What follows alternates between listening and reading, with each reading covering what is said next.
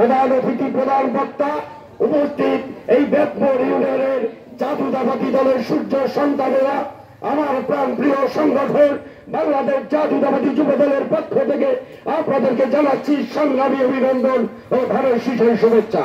সহযোদ্ধারা, আপনাদের উদ্দেশ্যে শুধু একটি কথাই বলতে চাই, সারা বাংলাদেশে ওই ফ্যাসিজমের উত্তরাধিকারী পুলিশ স্বৈরাচারী শেখ হাসিনা সারা বাংলাদেশে একটি খুনির রাজ্য বানিয়ে আয়নাঘরের মাধ্যমে সারা বাংলাদেশে জাতীয়তাবাদী শক্তিকে যেভাবে দমন করতে চেয়েছিল, কিন্তু 5ই আগস্টের পরে সেই বাংলাদেশে ইসলামী মূল্যবোধে বিশ্বাসী জাতীয়তাবাদী শক্তি আবারও ঘুরে দাঁড়িয়েছে।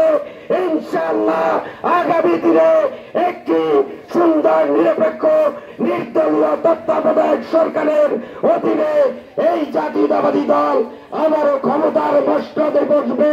সেই ক্ষমতার কাণ্ডারি হবেন আমাদের তারেক রহমান। সেই তারেক রহমানের যে নির্দেশনা, সেই নির্দেশনা আপনাদেরকে বাস্তবায়ন করতে হবে।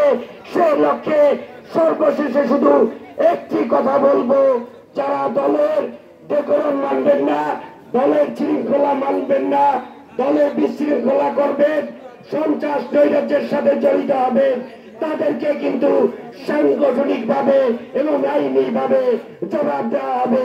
সকলকে ধন্যবাদ জানিয়ে এখানে আমি আমার সংক্ষিপ্ত বক্তব্য শেষ করছি।